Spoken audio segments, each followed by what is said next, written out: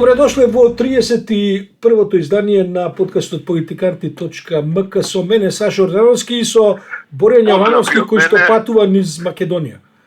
Па денеска сум во Охрид, да промена малце.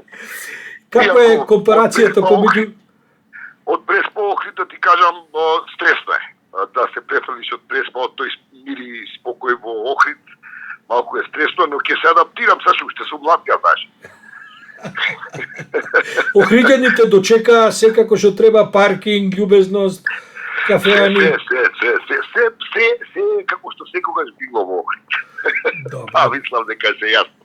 Тоа на крај ќе го наплатат, се разбира, како што и треба. 100 денари е сат, паркирање, цените по другите места се високи се сега за сега, не знам, ќе видам, па ќе кажам, може да направиме една рецензија за туристичката сезона. Ами, продуцентката Милица вели ти пасира, така да е. Борја, денеска се договоривме да поминеме низ едно-две теми кои што се веројатно најактуелни. Втората тема ќе биде ова што се случува во Русија, иако мислам дека до овој момент кога јас и ти снимаме, многу работи се разјасни и многу работи останаа нејасни понатаму. Во главном нејасни останаа, барем ако ме прашуваш мене, но добро е. Ќе се навратиме, мислам дека прво треба да поминеме низ ова една прилично необична ситуација во која што се наоѓаме со ова политичко активирање на Македонската православна црква, која што најавува и протести закажани за во четврток, тоа е денот кога и нашиот подкаст ќе биде емитуван. А во врска со два закони кои што се во тек, едниот закон е за матичните книги, другиот закон е за родовата еднаквост, ако не се лажам и така натаму. Тие двата закони ги спорат. Ај прво да видиме, Борјан, мислам, дали имаше прилика да следиш ова што се случува или... Не, прво да, Сашо, јас сум прво изненадена, сега ќе ти кажам една анекдота. Од пред некое време, пред недела дена, една случка што е поврзана со ова. Прво, и двата закона, ако ја добро разбрав, не се во собраниска процедура. Тие закони не се на ЕНР ставени воопшто. Така што имаме една ситуација малку и со ширење на лажни вести. Мене пред недела дена се случи, ми добив еден чуден повик од една особа која ја познавам, и тоа беше во овој контекст. Борја, знаеш, еве, ние тука повеќе загрижени родители и така натаму, ќе се легализира педофилијата. Нели, тоа малку сепак вака фрапира, како да кажам, не дај Боже да станува збор за било такво нешто. И потоа разговаравме малце, прашувам за што се работи, каде се тие закони, бидејќи стварно немав информација. И велам, добро, може ли да се погледне драфт верзијата на ЕНР, бидејќи тоа е таа процедура каде што секој закон мора да оди во таа постапка на една јавна расправа. И ми вели, па не, знаеш, сега не се на ЕНР, па викам, од каде информацијата, викам дека еве ова, не дај Боже, некој ќе легализира педофилијата. Па ми вели, знаеш, да, тоа е веќе готово и ќе оди. И сега види да ти кажам, очигледно се прави една магла. Забајле ја читав Ирена Цветковиќ, која е вака еден проминентен актер во борбата за еднаквост и во борбата за правата на ЛГБТ заедницата. И како добро прочита под екзидиот текст, законите не се во собраниска процедура, ниту пак во итна постапка. Така што вџаше сум малку од ургентноста и од таа паника која се креира, еве и преку на овој начин еден од уво на уво, што би се рекло, а и овој ангажман на Македонската православна црква да повикува на протест, што би е целосно нејасно. Прво, ние не сме разговарале за тие закони, не сме дебатирале малку јавно да видиме што е тоа, кој закон е во, што пишува во тој закон, за да може и да протестираме, зошто и да не, може би, сашто и јас би се придружил на црквата, но не знаеме зашто станува збор во случај. Па, сушто се работи за законот за родова еднаквост и за матична евиденција. Мислам дека тие се ставени во редовна процедура, тоа значи дека подразбираат дискусија која што ќе трае со месеци. Не сме ги виделе законите, јас се обидов да ги најдам, не успеав. Меѓутоа, мене, искрено ти кажам, нешто друго ме интересира, Боријан, бидејќи мене ме интересира феноменот на ова политизирање на Македонската православна црква до ниво да стане активен политички фактор на сценава, на една крајно десничарска, конзервативна, назадна платформа.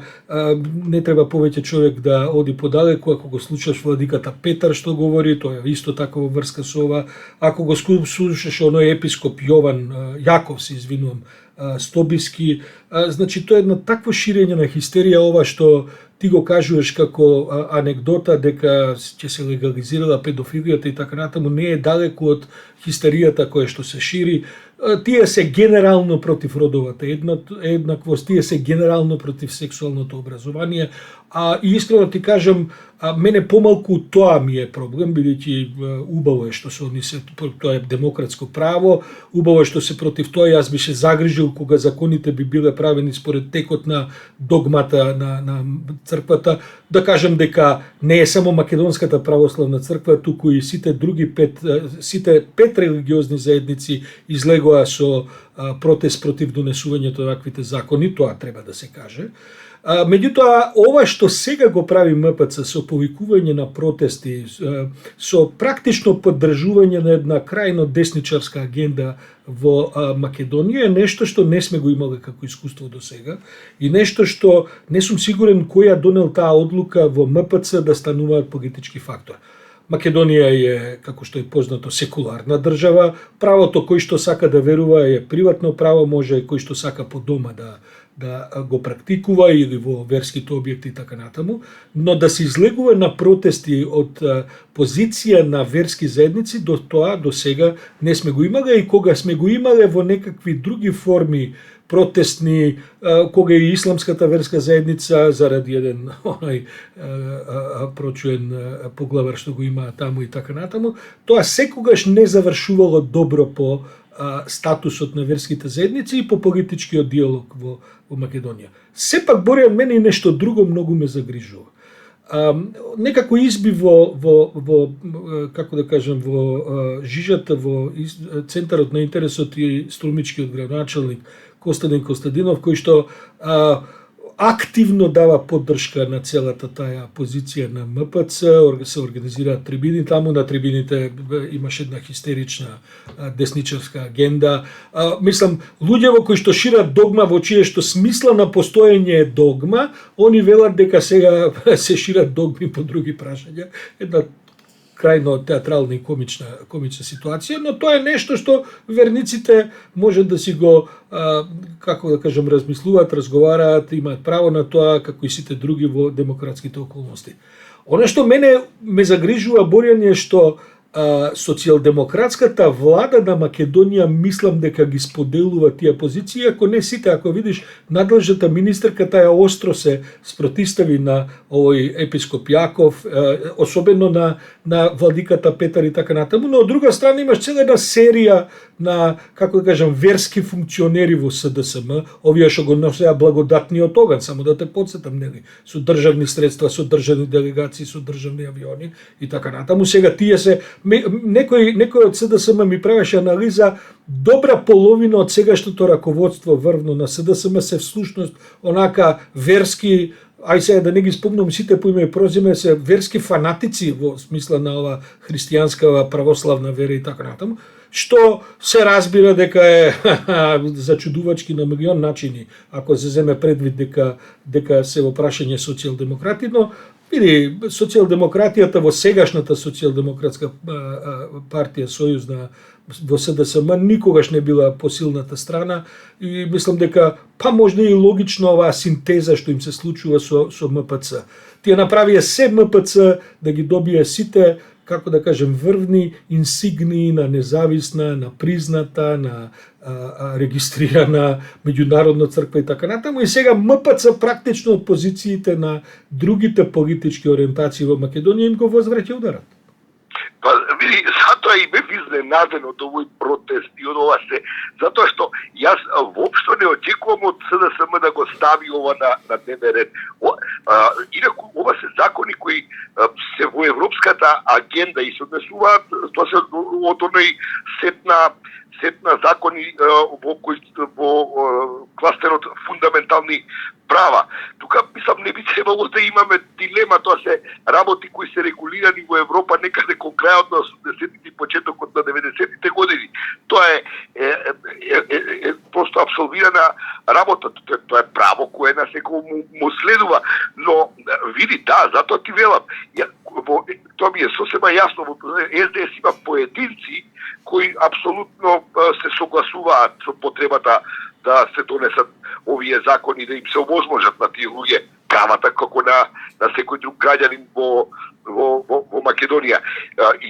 Но јас истиот впечаток го имам дека далеку е од тоа дека во СДСМ постои мнозинство кое сега нешто нетрпеливо да ги донесе тие закони. Инаку, како поранешен член на бордот на Хелсинскиот комитет, како човек кој се обидувал да помогнам во каузите за борба за човекови права, многу добро знам како стојат работите во тој дел и многу добро знам колку се работело на тоа за да дели политичките партии се анимираат, мобилизираат, за да се освестат, за да го видат тој сет на закони кои се однесуваат на правата на ЛГБТ како дел од цивилизацијските норми на една нормална демократија, на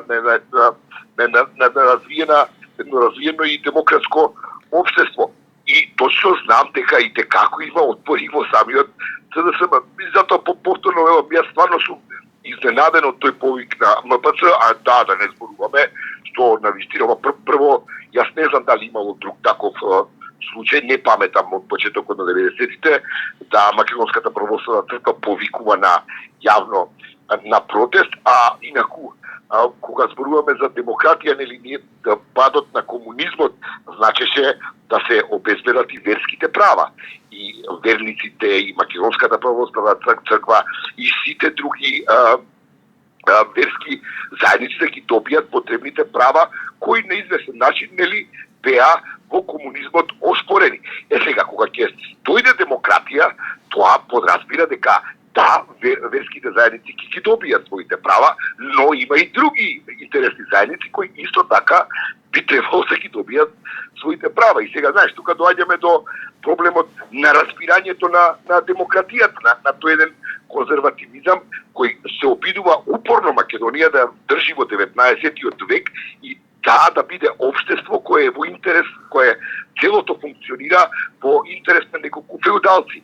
И сега види, да, треба да се пробие тој блок, сакаме, односно да дефинираме, сакаме ли ние да го прилагодиме нашето друштво на европските стандарди, каде што ни одат децата, или сакаме да го држиме закопано во 19-тиот век. И оваа тема, мислам дека е крајно време да решим. Знаеш како, Боријан, паролата под која се одвиваат протестите, според сообштението и овој Стефан архиепископов имаше, замисли, дури и видео обраќање. Тој не се обрати по видео за ништо значајно во историјава на Македонија, откако е поп, заправо, не само архиепископ, сега снимал видео за протестот што ќе се прави. Мислам, тоа ти е, валда пробива оваја модернава, да кажем, струја за комуницирање во МПЦ. Но паролата е заштита на достоинството и слободата и заштита на основните верски права. И сам ја не знам со што се загрозени достоинството и слободата, вака као генерални концепти нормално, и заштита на основните верски права, кога всушност тие се залагаат за кршење на основните права на сите други кои што не се согласуваат со нив. Меѓутоа, види да ти кажам, бројот на функционери на СДСМ, кои што во моментот има тоа го нарекуваат они духовни водачи меѓу владиките на МПЦ. Ја мислам дека е двоцифрен, говорам за ова раководство во СДСМ. Од владика на Наум, кој што е, како да кажем, тој е сеприсутен елемент во сите влади во Македонија и духовен татко на не знам колку политичари таму низ истокот, низ западот, сегдека всушност, до овој сега нели епископ Јаков Стобиски, кој што одедна станува идеологизиран, кој што одедна станува гласноговорник на едни крајно десничарски елементи. И секој разговор на таа тема го доживуваат како загрозување на достоинството и слободата и основните верски права. И сега ние ќе дојдеме во многу чудна ситуација, прв пат да мораме да се справуваме со активирање како политички фактор на една црковна организација, религиска структура, која што тие велат представуваат заедно со сите други верски заедници 95% од населението во Македонија. Тоа, мислам, ова тресење од ракав на статистикиве, таман им личи како што се и тезиве што ги заговараат. Во суштина имаме едно, како да кажем, регресирање на, повторно ќе кажем, на либералните вредности во државата, во општеството, дури не е ни само државата. Значи, нападнати сме од сите страни, од политичка автократија до вредносно, како да кажем, општествени вредностни системи кои што промовираат догми, кои што промовираат нетолерантност, кои што промовираат нарушување на достоинство и слободите на луѓето кои што живеат на граѓаните кои што живеат во државата. Не сум сигурен дека тоа добро ќе заврши, Борјан. Апсолутно не јасно, но и знаеш зашто што секогаш ме пуни, често го поставувам тоа прашање на овој конзервативен свет. Добро, ако е некој хомосексуален и ти не му ги дадеш правото да он се декларира како таков, како ќе го спречиш да биде? Ме разбираш, Сашо, што е таа обидот да се гаи таа илузија мачистичка дека дали светот е маж и жена, каде што се разбира мажот е газдата на жената, тоа е во суштината на таа догма, и немаат одговор при тоа, знаеш како голем дел од нив, јас сум убеден дека живеат простирано или живеат затворено, како што сте вели тоа во жаргон, во орманот, скриени, односно скривајќи го сопствениот сексуален идентитет, затоа што се срамат, затоа што тоа и вели догмата, ако тоа вие го правите, вие не сте добар човек. И тоа е едно лудило кое предизвикува, јас сум сигурен дека имаме стотици јадници наши сограѓани кои живеат во сериозни фрустрации поради немоќта да го изразат сопствениот сексуален идентитет. И ова црквата, што она ќе направи понатаму? Ќе ги забрани? Како? Ќе ги убиваме тие луѓе? Што ќе правиме понатаму со тие луѓе? Бидејќи види, тоа е еден вовет во нацизам, знаеш, правење на некаква чиста раса, некакви перфектна раса во која ние немаме хомосексуалци, немаме, ние сме сите, нели, верници и така натаму. И тоа е едно лудило кое просто јас не можам ништо да го разберам. Борјан, ти дури ја зимаш екстремната варијанта па ја коментираш. Јас нешто друго ми паѓа во очи, види. Јас и ти заедно имаме повеќе семејство и повеќе деца отколку целиот синот на МПЦ. И не знам како може мене архиепископот Стефан какви било совети за семејство и за деца да ми дава. Како може некој од овие владици да се дрзне, да мисли дека они знаат нешто повеќе од, например, од јас и ти за семејство и за деца?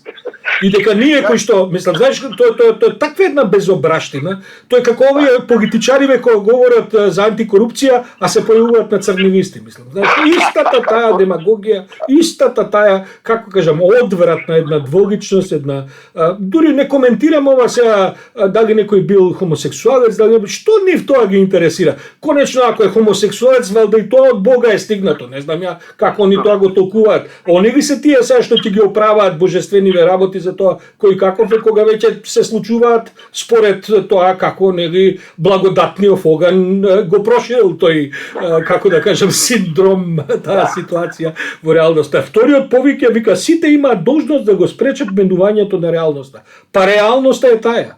што има да се менува реалноста како реалноста со постоење на луѓе кои што сакаат да веруваат не во нивните догми, во некакви други вредности, своји определби, приватни животи и така натаму. Тоа е реалноста.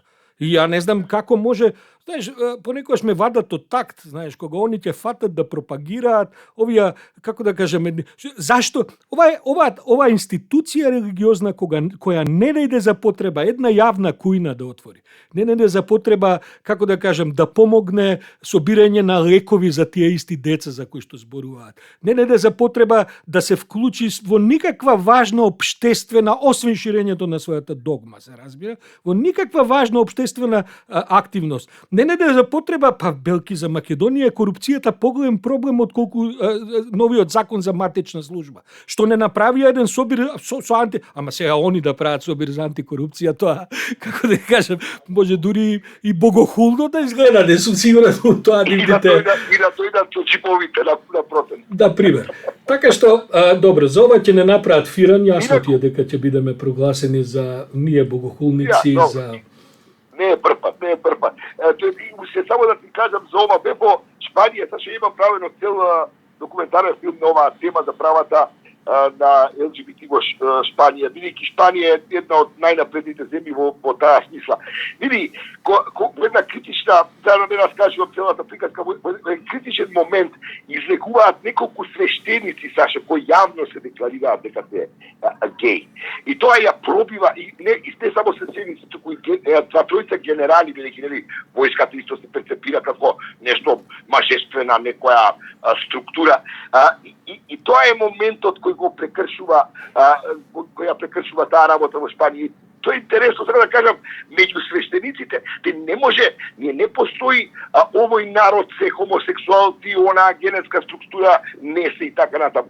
Процентот на хомосексуалци е секаде ист. И помогу на крајот криштата, стварно тоа не е болест, како што се опитуваат постојано да го наметнат дека е тоа некаква болест. Тоа се најнормални луѓе како и сите останати. Впрочем, да кажам дека имам прекрасни пријатели кои се хомосексуалци и навистина не можам да сватам на кој начин тие луѓе ми можеле некому да пречат затоа што во нивната спална соба спијат со што ми е гајле кого, како да кажам. Боре, ја не сакам да бидам сватен, барем што се однесува до мене ниво спротивната насока. Значи, ја не мислам дека овдека пред микрофонот би ги пропагирал хомосексуалните вредности. Тоа е стварно приватен избор на секој кој што решил како сака да живее и така натаму. Но овдека се работи за загрозување баш на слободи и права на луѓе. И она е тоа што зашто јас се залагам. Значи, како што би било исто така загрозување кога некој би забранувал да се верува во Бога. Мислам, види, луѓето можат во што сакаат да веруваат. Можат да веруваат како во својата сексуална определба, така и во некои вонземни и реални, како веќе ги дефинира. Именно како што беше забраната да се оди во црква и не беше разбира.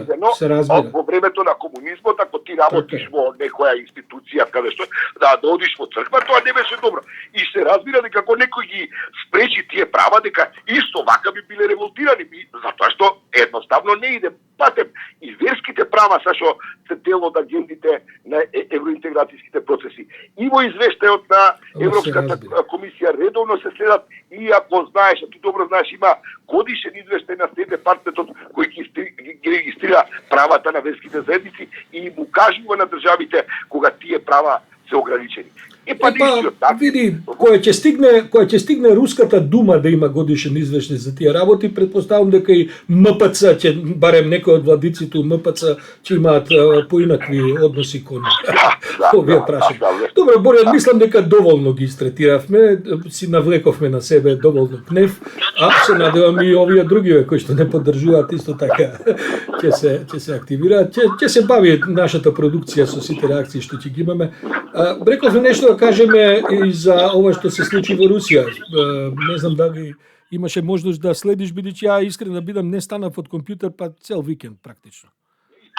Интересно се развива работата, очигледно таму е некој критичен момент, кој е многу неизвестно каде ќе оди сега работа. После оној бунт веќе што вика овој Навални, веќе е јасно дека може да станете против Путин, да се борите против Путин, што отвара врата за сериозни потреси во Русија и колку што гледам сега предвидувањата си дека просто нема сценарио во кое промената на путинизмот нема да донесе хаос. Искрено ти кажам, јас малку поинаку ги гледам тие работи, барем што се однесува во можноста некој да стане во Русија да се бори против Путин. Тоа нема да се случи, русите се апсолутно во канџите на пропагандата и на својата комоција со режимот во кој што си живеат, тие го сакаат Путин, тие го сакаат тој режим. Проблемот на Путин е што основата на неговото владење во последните 2-3 децении е суштината на автократијата. Тоа значи, вие да си живеете луѓе, а ние ќе ви обезбедиме стабилност, а ние што правиме нас да не прашувате. Дали крадеме, дали прогласуваме војни, дали апсиме, тоа вас да не ве интересира, вие да си имате мирен живот. Мислам дека сега дојдовме до точка во која што некои од луѓето во Русија, гледајќи ги анкетите, не сум сигурен дали и повеќето од нив се прашуваат дали е тоа веќе ситуацијата во Русија, веќе оваа ужасна авантура во која што Путин ја турна Русија со инвазијата поотполно бесправна врз Украина, навистина сега ги доведе до пароксизам, до изострување сите општествени спротивности кои што постојат во Русија. Да ти однегуваш таква битанга како што е Пригожин, да тој за тебе убива, пали практично низ цел свет, бидејќи нивните операциите на Вагнер се раширени во веројатно десетина земји во светот, и да потоа се чудиш кога тој ќе тргне на тебе, тоа мислам дека тој вид на затеченост е промената во ова што се случува во Русија.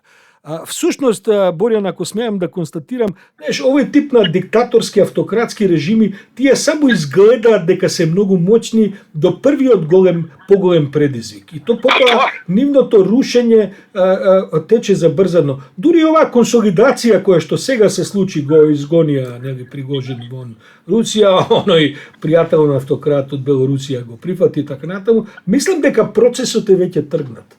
Тој процес на нивно, кога велам нивно, мислам на режимот на Путин, распаѓање веќе не може да се спречи, бидејќи такви диктатори не паѓаат со масовни контрареволуции, да кажам, од граѓанска свест и не знам што. Тие паѓаат, како викаш, овој нашиот каменот од близко доаѓа. То така ќе биде на крајот, бидејќи ние поминавме ни сето тоа во една мала доза, споредено со ова што е во Москва, се разбира. Погледни зашто сега он оди во Белорусија. Пази, сакам да кажам дека Путин практично и покрај дрскоста на Пригожин кој му убива пилоти, му прави пуч, он нема храброст да го ликвидира, да речеме, како што би тоа било случај кога он би се чувствувал моќно. Дали е храброст во прашање воопшто можност тоа да го направи?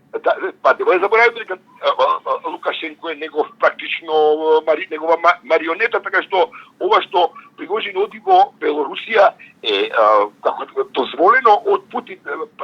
Путин практично помислам, он е исплашен од него и не е моќен да го ликвидира, он така тили мене ми дојде како што направи Ердоган на овие што му организира пуч. Пазија, нешто стана на Путин сега после обид кај него да се направи таков пуч. Значи, таа структура негова што нели делува, Путин го јава мечка, јакмаш, наеднаш делува толку кревка. И сега е интересно да се види како ќе се развиваат понатаму работите, но тоа е сериозен сигнал, зашто до сите останати, ти рече, го поддржуваат рускиот Путин. Да, го поддржуваат Путин, зашто немој да заборавиш. Еве, ќе ти напоменам една епизода кај нас на парламентарните избори после сите бомби, бидејќи Груевски беше на власт, луѓето пак победи Груевски, бидејќи луѓето не се охрабруваа ни тогаш да гласаат против него. Кога се смени власта на локалните избори, само 3 месеца подосна, наеднаш Груевски ја изгуби целосно поддршката. Тоа се тие феномени, имаш ти огромно мнозинство во Русија, во тоа сум убеден, кој едноставно е сплашено, не дај Боже да живееш во таков режим. Да, ќе викаш дека путинизмот е супер и дека војната во Украина е супер. И дека магарето лета, ниско до душа, ама лета. Да. Види, Борјан, ја кога се водат политички и општествени анализи, ако ќе се спомнат луѓето, мене коса на глава ми се крива, ја апсолутното тој субстрат во општеството. Тоа баш овие као поповиве која зборат за луѓето, така ми доаѓа една нервоза, бидејќи општествените димензии на покорност, на автократичност, на сакање цврсти раци и така натаму, тие не доаѓаат од небо, тие се резултат на види ова, не доаѓаат од небо, ова баш ја држам уште темава прва. Значи, тие се резултат на одредени општествени околности, тие се резултат на историски развој, на традиции и така натаму, сега да не држиме лекција од тој вид, но сепак луѓето, да се искористам, граѓаните се неверојатно отпорни дури и кога реалноста се менува. И мислам дека некако прават, знаеш како, се повеќе стануваат цинични, се повеќе стануваат дистанцирани, се помалку ги интересира кој е на власт, тие велат сите се исти, де факто не се сите исти, ама така делува дека сите се исти и така натаму. И комфорт, зашто да си во Русија и да живееш во путинизам, јас мислам дека влазирано би делувало ние тоа да го нагаѓаме како и сега, знаеш. Да. Тие не сте го доживеале тоа. Добро, во секој случај, ако смеам да кажам барем една завршна мисла на оваа тема, во месец јули се случи во Вилнус годишниот собир на НАТО. И мислам дека таму украинската држава ќе добие уште една голема резолуција поддршка. Да, ќе се објави пакетот за и материјална и на последниот состанок во Вашингтон.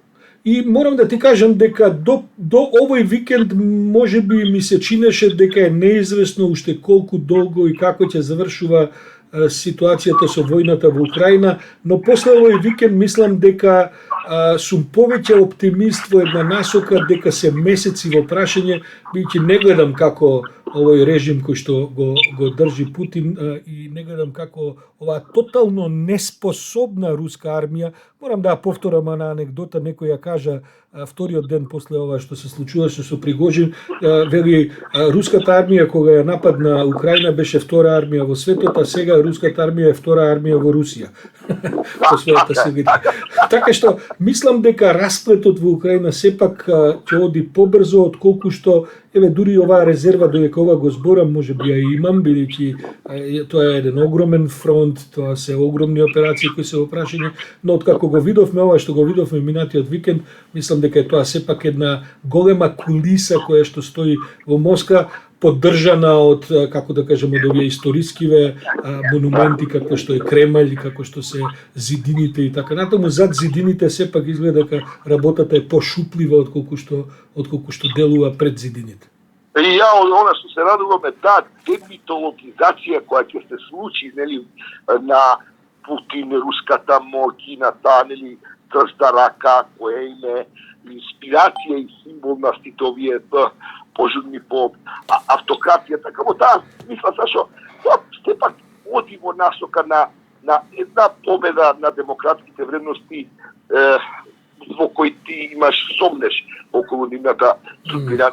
Да, они се исправени пред сериозни предизвици, но пак јас со мојот умерен оптимизам мислам дека тие се дури и добродојдени, затоа што демократијата во еден период по 90-те години таму од 2000-те се раскалаши, така што можеби некогаш секое лошо е за добро. Ќе продолжиме ние со овие наши разногласија, Борјан. Многу си ми демократ во подкастот, све нешто тука, ќе морам малце повеќе автократија да воведам. Добро, Борјан, констатирам дека и на втора тема ќе си ги навлечеме на вратот сите можни ботови во Македонија. Бидејќи знаеш, чепнеш ли во МПЦ и во Путинов да имаш одма 100 души кои те, знаеш, со речник знаеме како тоа иде. Ама ќе биде забавно во секој случај, така што те поздравувам, ГД да го преживееш Охрид како што треба во прекрасните сончеви денови кои ја заплисна Македонија, видиш како поетски се изразив, и после врати се упреспа таму ти е подобро. Инаку треба да посветиме подкаст на сезонот, да се осврнеме на потенцијалите туристичките сезони кај нас. Па да, се разбира, ти ќе седиш во Охрид и во Преспа, ја ќе се потам во Скопје и ќе разговараме за туризам. Гледам јас што се твоите агенди, Борјан Јовановски.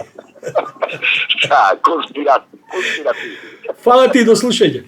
Do slušanja, pozdrav,